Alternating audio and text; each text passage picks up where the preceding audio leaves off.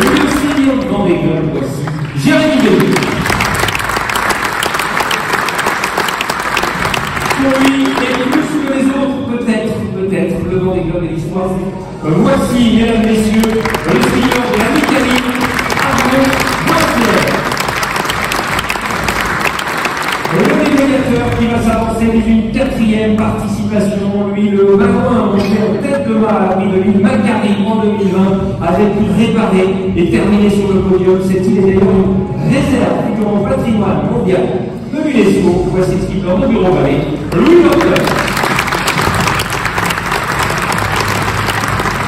Avec notre aujourd'hui, son bateau portant les couleurs de NS Amine, il cherche un autre.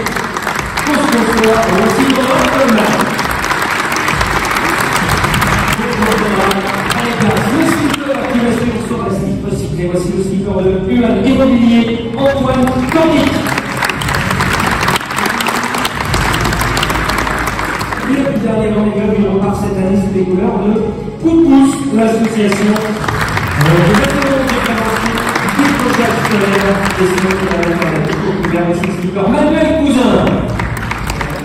Ornement, 4 ans et un heureux événement plus tard, elle naviguera cette fois sous les couleurs de l'Occitane en Provence sur un bateau.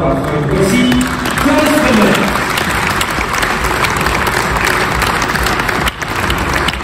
Le bateau de Clarisse était auparavant celui du marin qu'on accueille à présent, un bateau avec lequel il avait eu droit aux honneurs de la ligne. Deuxième lors de l'édition 2020 du Vendée Globe, il revient avec un nouveau bateau dont le parrain est un certain Jean-Louis Etienne. Voici le skipper de la Sixante et prévoyante, Charlie Lamont. Allez-y Charlie, prenez place ensemble d'ici la fin du prochain Vendée Globe. Mesdames, messieurs, voici la skipper d'initiative Peur Sarment Garius.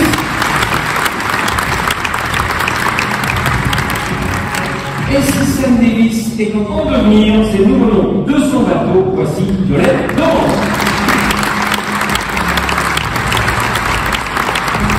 L'ami de la course, un monocoque normand qui sait tout faire sur un monocoque de 18 mètres. Son bateau s'affiche aux couleurs de FIV et l'Oltana Environnement, une association créée par des paysagistes qui mettent en relation particuliers et entreprises pour l'implantation de ruches qui butineraient bien un tour du monde, un top 10 pourquoi pas, voici Louis Luc.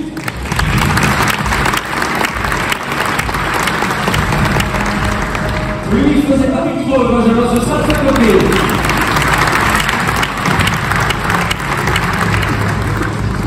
D'un Benjamin à l'autre, ce candidat du Vendée Globe, des jeunes issus d'immigration et des quinquas expérimentés pour les aider dans la recherche d'un emploi. Voici le skipper de Monoyeur duo Forager, Benjamin Ferré. Et ce soir, c'est Benjamin Ferré qui, avec derrière lui un réseau de 100 000 actionnaires, qui souhaite s'élancer sur son premier Vendée. Donc voici le Britannique Sam Goodchild. Il arrive François Guillefort, applaudissements s'il vous plaît. Et ce sera notre côté François installé aux côtés de Benjamin. La préservation de la santé des océans, la collecte de data pour l'université de Portsmouth. Voici le skipper de James Lucey, James Araïga. Qui a déjà gagné et qui a fini 3e. Voici, sous vos applaudissements, la skipper de Médalia, Pete Air.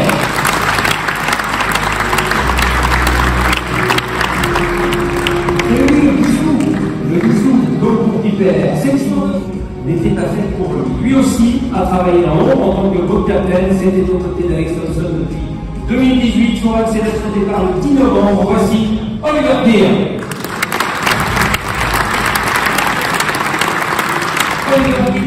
N'était pas faite pour lui. Lui aussi a travaillé dans l'ombre en tant que boat-captain. C'était aux côtés d'Alex Thompson depuis 2018. Son rêve s'est retraité par le 10 novembre. Voici Oliver Deere.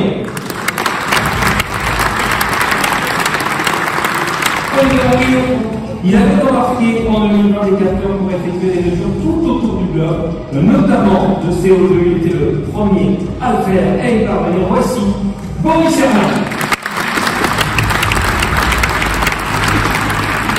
Que de skippers internationaux, Alain Leboeuf, navigatrice engagée en faveur d'Horizon Mixité, association qui milite et qu'elle a préféré pour plus de mixité dans la voile. Vous allez la voir apparaître, cette skipper Emma CSF. Voici à présent Isabelle Jurge, sous vos applaudissements pour la faire venir, s'il vous plaît. Elle nous entend, elle arrivera. Soyez-en sûrs. Son nom a déjà été cité et c'est à son tour cette fois de nous rejoindre. Un marin qui vise une 6e participation au Vendée Globe, marin qui transmet son expérience aux plus jeunes et qui partage sa passion avec les enfants également, notamment de l'aide sociale à l'enfance. Tout commence en Finistère, à Bordeaux. Voici Jean Le Cap, 2500 enfants dans son département. Allez Isabelle. Jean Le Cap,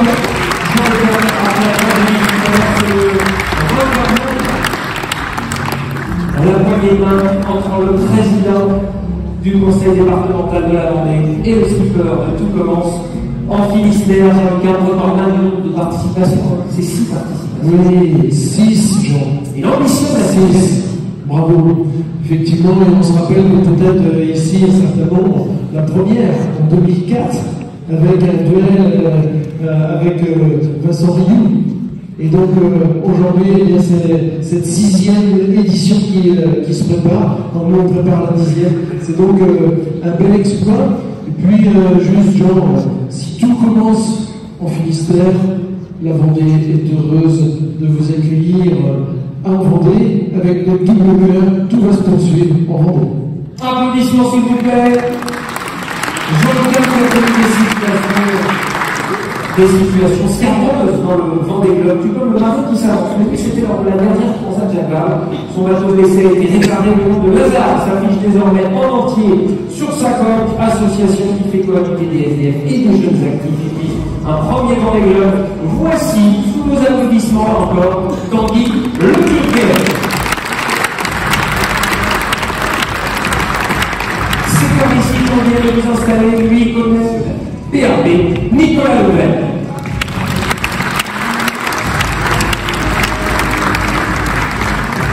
Lui s'engage en couleur de Foussier, Montcourtier, Énergie et il fut aussi un premier Vendée Globe. Voici Sébastien Marcel, messieurs, dames, soyez ravis.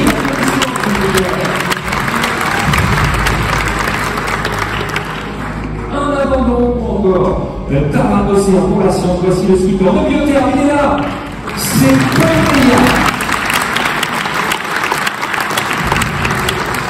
Présent ce matin lors de l'atelier entre sa parité homme-femme dans la voile. Voici le skipper Teamwork.net, Justine Métro.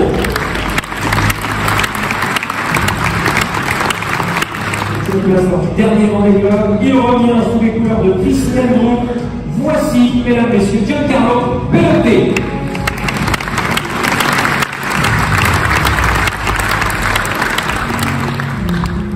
Et c'est de ce côté que ça se passe à votre droite. Giancarlo, grand couturier, en réparant sa grande voile. Il envisage une 3e participation. Voici le skipper de TNG, Maurice Global Voile, Kojiro Sirefi.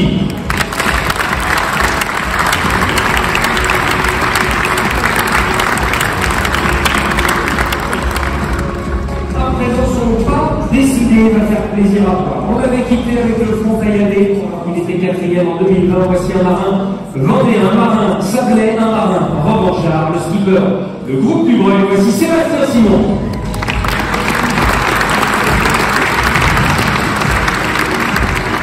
Alors voici Sébastien Simon avec sa démarche et son pas décidé. Bravo à lui d'être là. C'était le premier marin sablais au départ d'un Vendée Globe. Allez-y Sébastien, installez-vous calmement, doucement mais sûrement. Alain Leboeuf, au total 6 projets basés au Sable de l'Homme. Oui, effectivement, ça veut dire que la Vendée est attractive.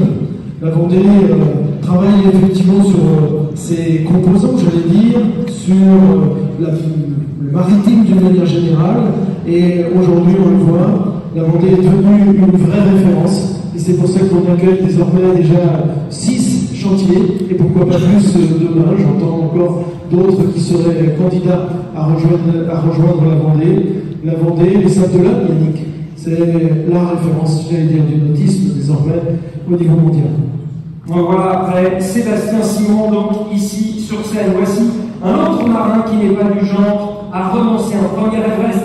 validé avec le Vendée Globe en 2020, monté à la 10e place, un deuxième Everest, le vrai cette fois, avec ses 8848 mètres gravis au mois de mai dernier. Ça fait un manque d'oxygène dans les mêmes conditions que ce que vivent les malades de la mucoviscidose qu'il soutient. Voici le skipper de bien du groupe à la Mayenne, Maxime Sorel, mesdames et messieurs.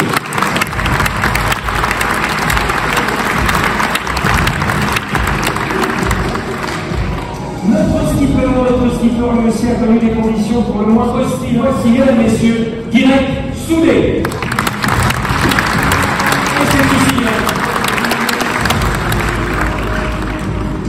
Allez-y, avancez-vous. Vous vous souvenez de ce candidat, un deuxième Vendée Globe, voici Nicolas Troussel.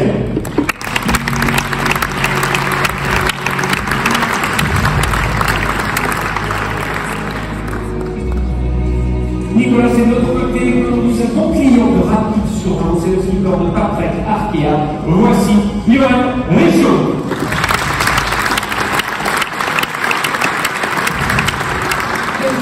Qui veut faire mieux cette année à bord d'un bateau singulier, entièrement fermé dans circuit de gauche désormais. Nous voici à la droite sur nos applaudissements.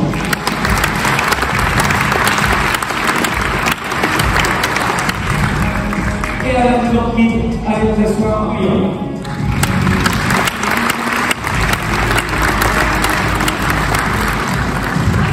Applaudissements pour Thomas Briand, qui veut plus d'inclusion dans le sport et la société. Voici Damien Seguin.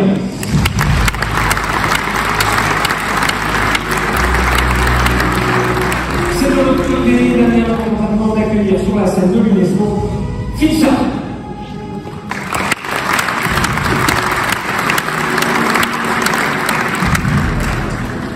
Grâce à qui nous avons découvert l'Islande lors de la dernière Vendée Arctique. Voici Denis Van Wenberg. C'est ici, première place, le athlète dans les couleurs de la Fondation Moll Murat. Voici Samy Verech.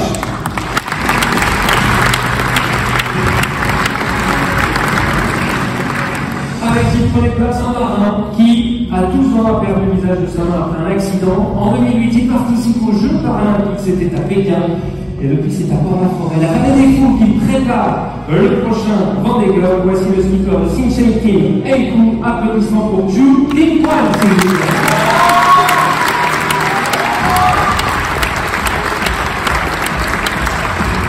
Allez-y, pour les places, avec les 44 skippers réunis derrière nous.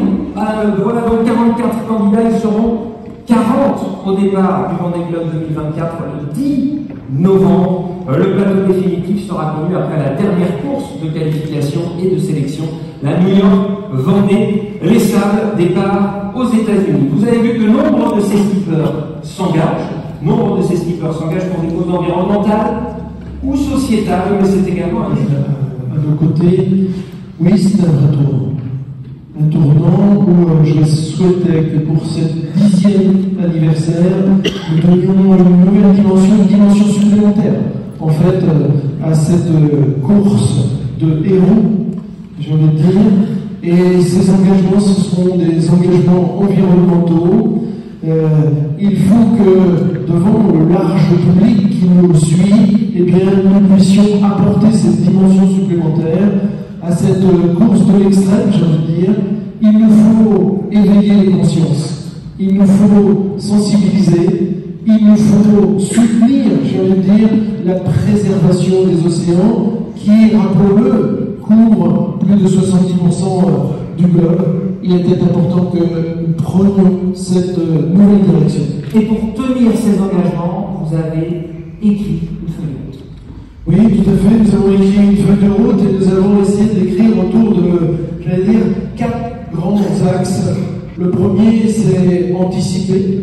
Le deuxième, c'est réduire, inspirer. Et enfin, il nous faut bâtir aussi un héritage positif. Anticiper, réduire, inspirer, bâtir un héritage positif. Voilà les 4 axes que vous allez développer dans les prochaines minutes. Vous nous détaillerez les engagements concrets que vous allez prendre. Et le premier d'entre eux, anticiper, c'est donc la phase fondatrice, car avant d'agir, eh bien pour ce Vendée Globe 2024 et 2028, il vous fallait des indicateurs, autrement dit, comprendre pour agir. C'est le premier engagement qui s'inscrit dans ce premier acte, votre premier engagement. Le voici, avec Comprendre pour agir, réalisation de bilan carbone réel et prospectif.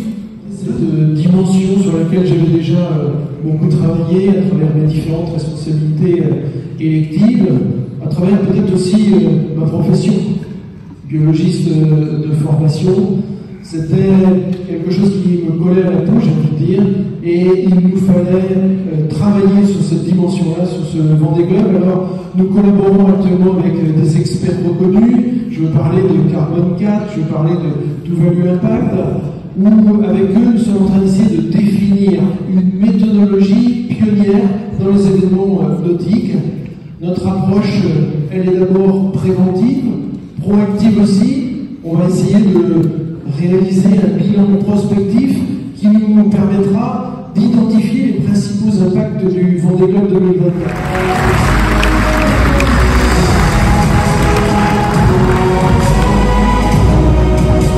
Bonjour à vous, messieurs, prenez place, prenez la lumière. Alexandre Thébault, j'habite à l'autre bout de la France, j'aurai donc la possibilité de prendre le TGV. On vient de dire, j'habite dans la région Pays de la Loire, de quel dispositif vais-je pouvoir bénéficier? Eh bien, tout simplement du DER, c'est autre chose. Offre étoffée. Offre étoffée, largement augmentée, en lien bien sûr avec nos partenaires privilégiés que sont le département et la ville des Sables. Il paraissait évident dans un contexte où nous souhaitons tous nous rassembler pour célébrer les héros qui sont là face à nous, qu'il fallait permettre aux Ligériens d'abord, mais au-delà ensuite, à tous ceux qui souhaitent venir voir cette belle course le 10 novembre prochain, de pouvoir être là au rendez-vous, et ce de manière la plus économique possible. Et si vous m'en au sein de l'heure, on va revenir dans un instant, et pour si vous voulez bien, je vais m'adresser à l'un des skippers qui ici pourrait presque venir à pied. Il le fait d'ailleurs.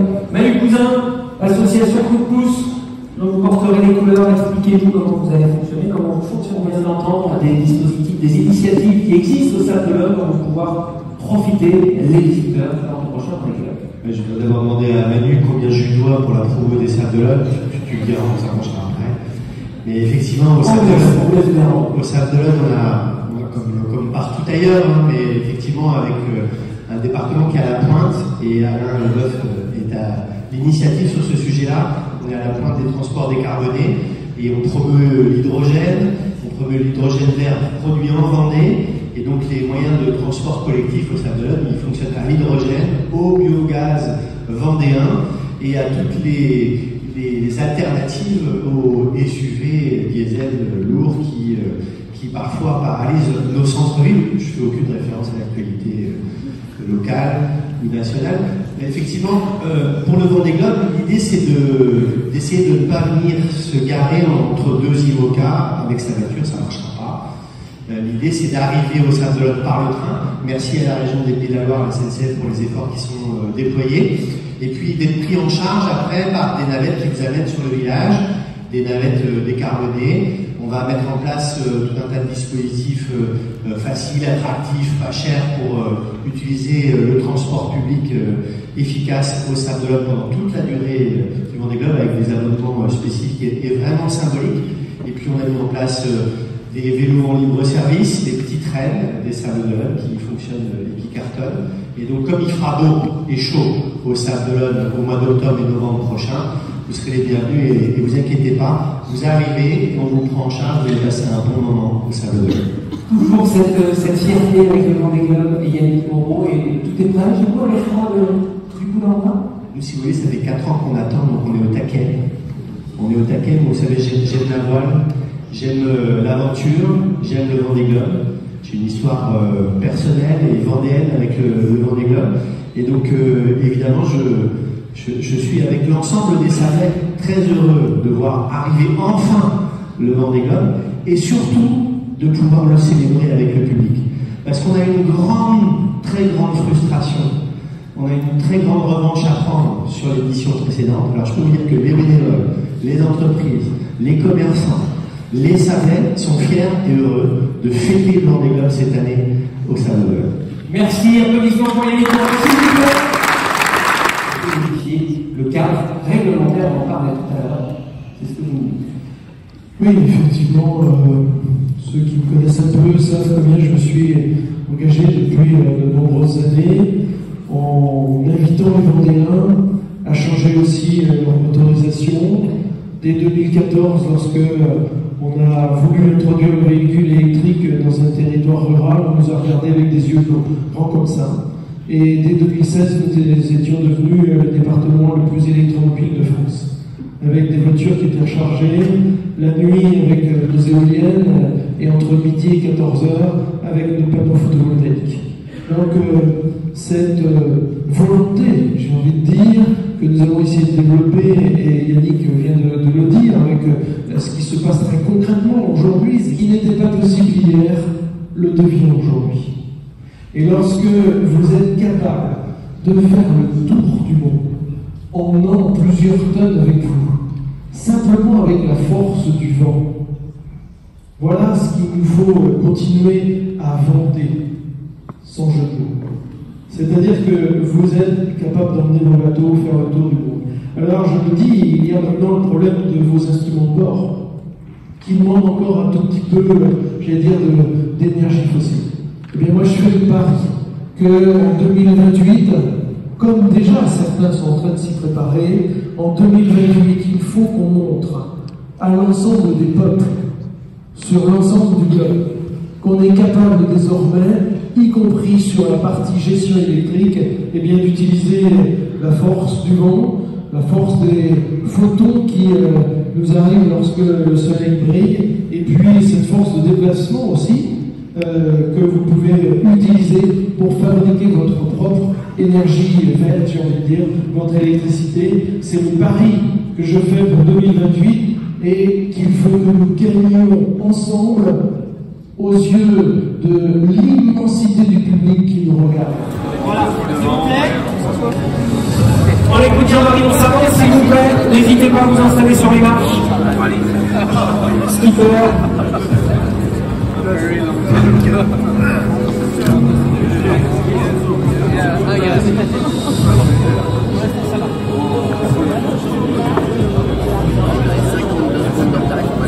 Voilà.